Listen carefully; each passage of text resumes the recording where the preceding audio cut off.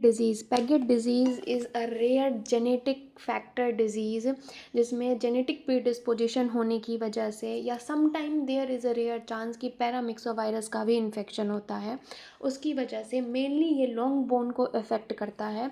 और long bone में जो हमारा जो बोन का सेल्स है उसमें एब्जॉर्प्शन होना स्टार्ट होने लगता है और उसके इरेगुलर फॉर्मेशन होने लगते हैं।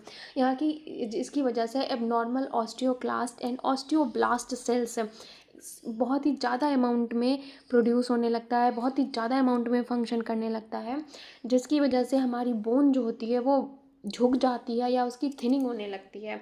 और एक इम्प्रॉपर स्ट्रक्चर, एक अन जो लॉन्ग बोन है वो स्ट्रेट होने की बजाय आप यहाँ देख रहे हो ये बोइंग स्ट्रक्चर होने लगती है, यानी कि मुड़ने लगती है।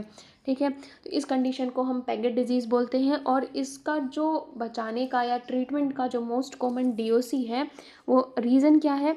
रीज़न भी तो यही है ना कि इसमें ऑस्टियोक्लास्ट और ऑस्टियोब्लास्ट सेल्स बढ़ रहे हैं, तो हमें जो सेल्स नंबर ऑफ सेल्स बढ़ रहे हैं उसे रोकना है। तो डीओसी क्या होगा? वो ड्रग जो इस सेल्स को रोक दे। तो उसका एग्जाम्पल क्या होता है? बिसफॉस्फोनेट। बिसफॉस्फोनेट या फिर हम इसी को एलेंड्रोनेट बोलते हैं। Okay, so this is something about the Paget disease. और हम इसमें सपोर्टिव थेरेपी देते हैं, सपोर्टिव केयर करते हैं और पेन रिलीव करते हैं।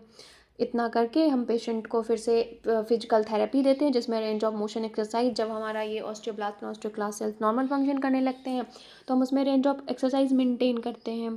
तो this is something, some important point about the Paget disease. Thank you.